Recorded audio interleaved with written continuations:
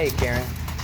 So to start with there, I'd like to see a little bit more in the middle of your horse. You can see in the photo at the beginning of before the video starts, you're way off to the left.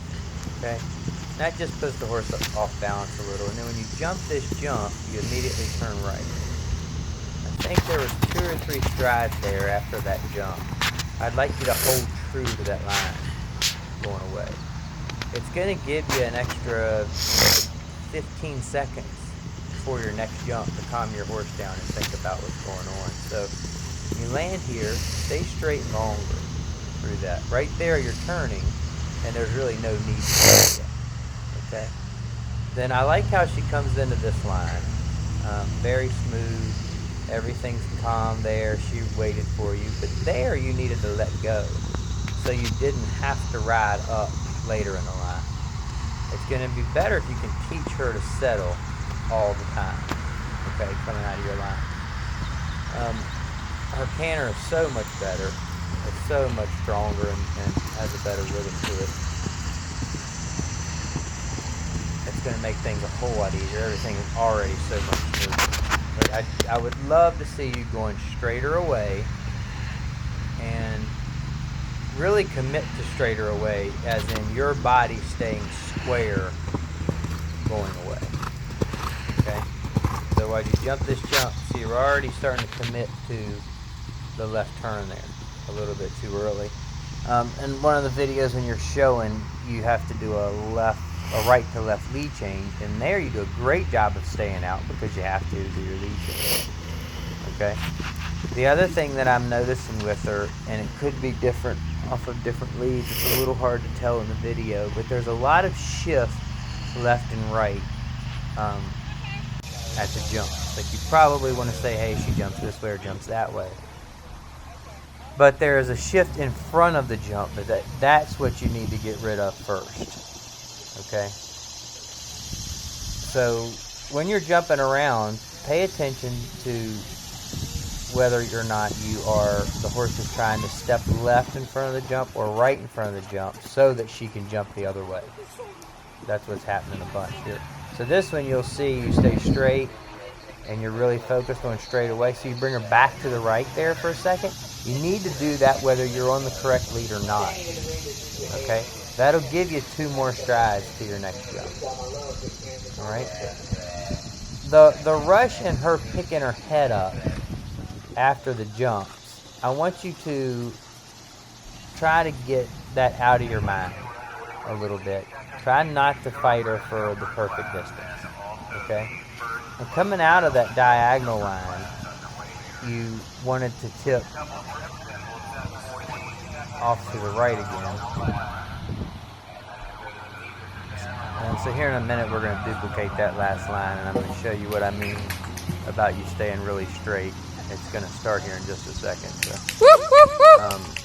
when you're coming through your left-hand turn to the diagonal line, you're leaning over the left shoulder a bit here, and then as you jump the last jump, you twist your body.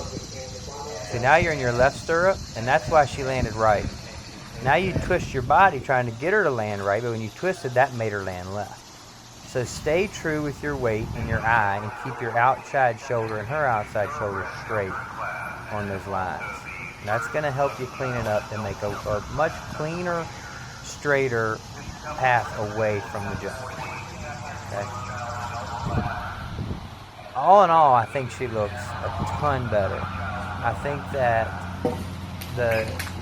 like even here, she waits for you good.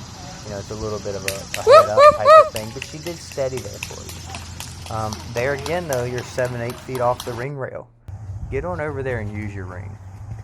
Now, this video, it's hard for me to see a whole lot in it, so I'm going to talk a little bit about the other stuff I want you to think about while you're jumping around here. I'm assuming it's not your first time jumping around, judging by the tracks in the ring. I don't know whether it was you or not. I'd love to see more tracks closer to the ring rail on this end. But the bid to the jump, if she does that at the trot also, I want you to practice trotting it and not worrying about her making the bid.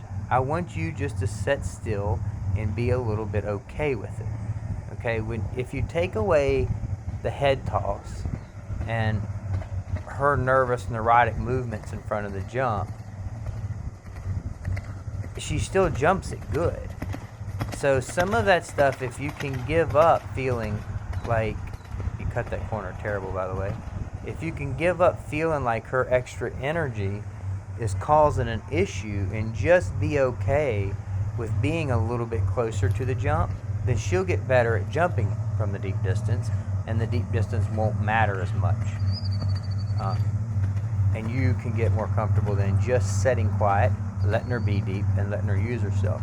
Once you do that, it's going to work backwards, and she's going to get quieter on the way there. Okay?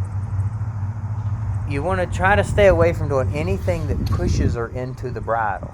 So we want to get to where we're softly coming forward out of the turns, which is why we need to stay straighter on the back side of the jump so that we can get her calmer. Like from here to the end of the ring, which you're not going to, there's 3 or 4 more steps there you could have been focusing on quieter.